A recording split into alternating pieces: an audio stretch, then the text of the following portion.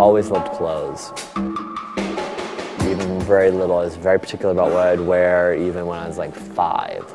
And then when I got a little older and was able to start altering clothes, changing things that I bought, going to thrift stores. In a way, it's like, how else can I build and create my own archive, my own imagery, my own work?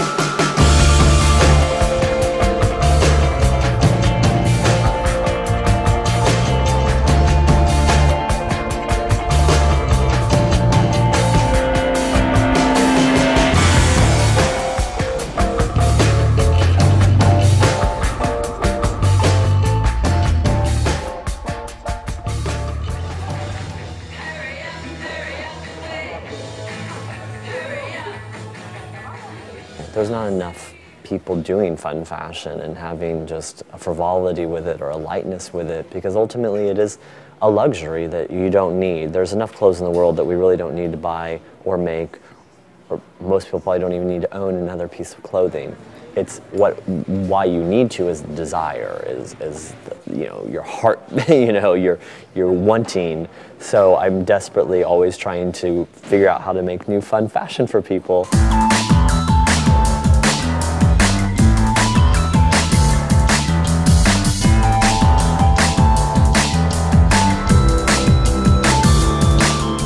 I've been building the collection for 6 months, so you don't want to have anything go wrong or overlook something or not kind of digest it in a sense to understand how it will be received. I mean, that's the second time I've had the cover. It was a couple years ago. It was a coat I made for the Snoopy fashion show. I've known Jeremy a really long time. I've been there from the very first show at Pratt, and actually interned for him at Pratt.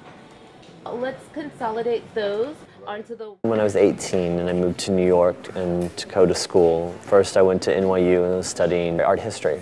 And then I moved schools to Pratt Institute and studied fashion fine arts. It's been really crazy seeing him like grow this much. It's really like, we all went to art school together, and then all of a sudden, like him, myself, and Pablo all became friends at Pratt. He used to make I'd bring him like track Adidas suits and be like, make me a skirt. So we were ravers, so I'd be like, make me a crazy skirt. And there he was, like in the studio, and like make me insane skirts to go out in. I learned the necessary techniques to create things and start really constructing and designing and from scratch the things that I envisioned but didn't really know how to achieve. And if it wasn't made right, the teacher would, rip it apart in front of you and say, make it again. So after having that done a few times, you just rip it apart yourself. And especially when you do something more out of the box and whimsical, per se, again, it's more open for criticism. In that sense, the other elements of it can't be left for any kind of chance. When I'm putting wings sprouting off of tennis shoes where there had not been before, all of that is coming from understanding construction and knowing what I can do new with it, because understanding how it's constructed in the first place. I'm very close with my family. I probably speak to my mom like 7, 8 times a day.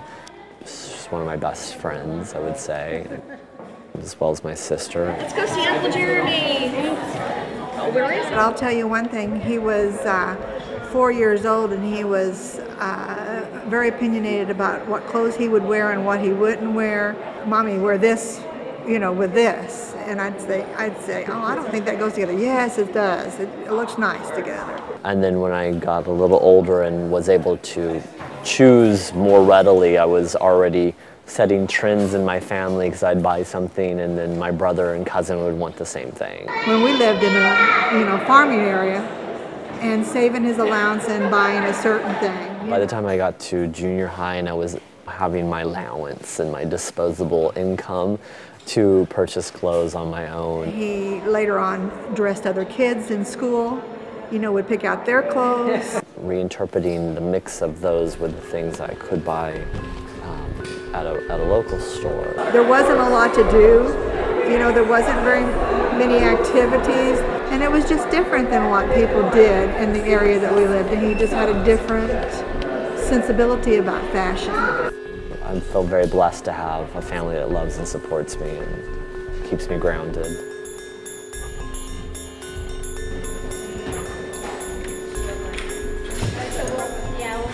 We'll be hand sewing these into like the bottom hems. Yeah. The models, like when they walk, they just right up, they'll start going like that. I am one of Jeremy's assistants, so that's. What does that entail? A lot of things. Today's Monday the 12th, and the show is on the 14th, and we're doing preparations, castings, fittings, last minute touches. I love Jeremy. Jeremy's like my uncle. He's great. I'm a professional intern. I've been here for 10 months. It's a lot of fun. Like, it's great. When you're working for Jeremy, it's like you're so absorbed. It's like 100% of our time we're only working for Jeremy. So I don't even really know what else is going on. You know, it's just like everyone knows and sees Jeremy's stuff so different than everybody else's. I think it's really fun because it is different, and while some of the stuff isn't technically always wearable, so much of it is really wearable, and yeah, that's what I really like about it. I love the brand, and I love all of his collections are amazing, his prints are amazing.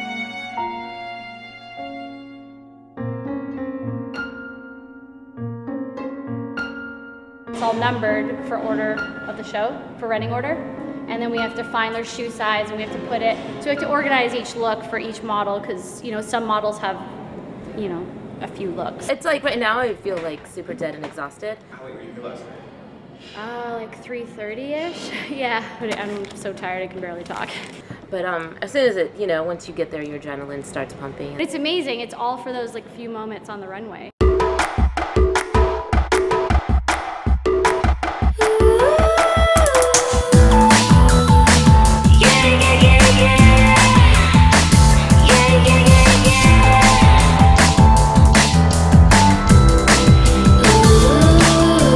Hey, I'm Arcade44. I'm Jeremy Scott's publicist, and today I'm also his fashion show producer. Let's go! This is it. It's 1:15 now. We are fashionably late. We just produced his spring 2012 collection called Lust in the Dust. And in 2 minutes, we will be unforgivingly late.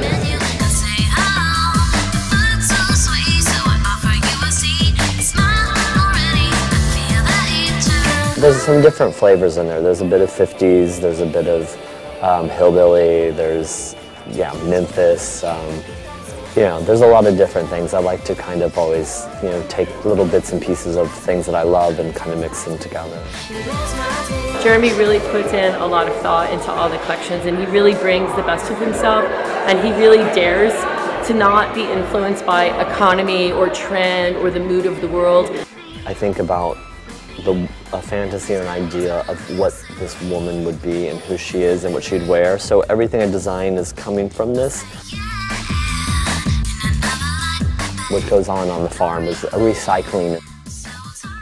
I took the bandana and rendered it in chainmail, so it was in metal mesh as well as something completely luxurious coming from something completely common.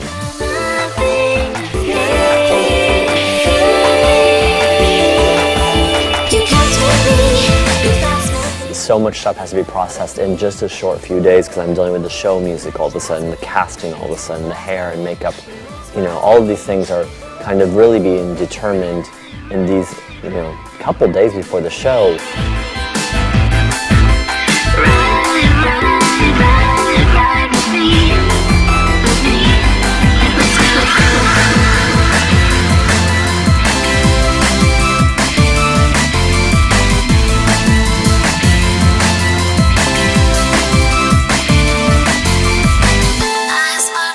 It is something I love ultimately, and I'm very blessed to be able to do something that I love that inspires me constantly and hopefully inspire other people all the time, because that's part of my work. It's part of my desire is to communicate and inspire people.